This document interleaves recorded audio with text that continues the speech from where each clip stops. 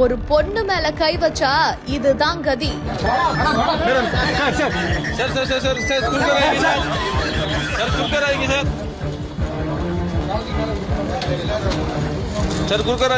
நீதிமன்றத்துக்கு ஆம்புலன்ஸ்லேயே வந்திறங்கிய 3 கொடூர குற்றவாளிகள்.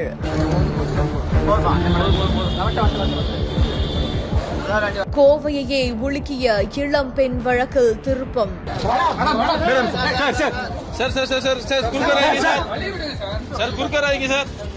வீல் சேரில் அழைத்து வந்த போலீசார். என்ன நடந்தது விரிவாக காணலாம். கோவை விமான நிலையம் அருகில கடந்த 2ஆம் தேதி இரவு நேரத்துல ஒரு இளம் பெண் தன்னோட ஆண் நண்பரோட இருக்கும் பொழுது அந்த இளம் பெண்ணை 3 பேர் கடத்தி சென்று கூட்டு செய்த வழக்கு தமிழ்நாட்டையே உலுக்கி எடுத்துச்சு. இந்த நிலையில தான் இந்த ஒரு சம்பவத்தில் தொடர்புடைய 3 பேரை துடியலூர் அருகே பதுங்கியிருந்த போது போலீசார் அவங்களை கைது செய்ய முற்படும் போது தலைமை காவலர் ஒருத்தவங்களை தாக்கி அதுக்கப்புறமா அவங்க தப்ப முயற்சி பண்ணிருக்காங்களாமா. இதனால காவல்துறையினர் அவங்களை துப்பாக்கினால பிடிச்சு 3 பேரையுமே அதிரடியா கைது செஞ்சிருக்காங்க.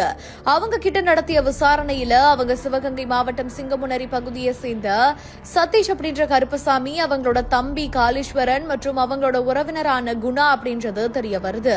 தொடர்ந்து அவங்க 3 பேரையும் கோவை அரசு மருத்துவக் கல்லூரி மருத்துவமனையில சிகிச்சைக்காக அனுமதிக்கப்பட்டு அவங்களுக்கு அறுவை சிகிச்சை செய்து காலில் இருந்த துப்பாக்கி சிகிச்சைக்கு அப்புறமா அந்த 3 பேரையும் கோவை மத்திய சிறையில அடைக்கப்பட்டிருக்காங்க.